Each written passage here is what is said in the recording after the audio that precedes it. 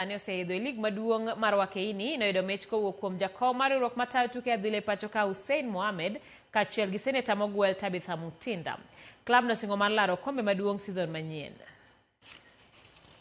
Tutazidi kutia bidii tusikuangushe. Tuta make sure tumebeba hiyo kikombe ya premier. Niseme tumefurahi sana siku ya leo kwa sababu FKF President Hussein Mohamed amekuwa na sisi, ametembea na sisi, ametembea na team ya Kayole Starlets.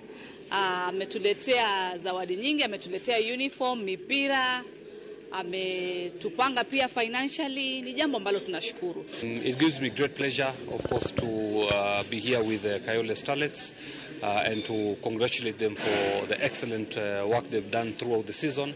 And for the entire team, hongera for joining the Women Premier League.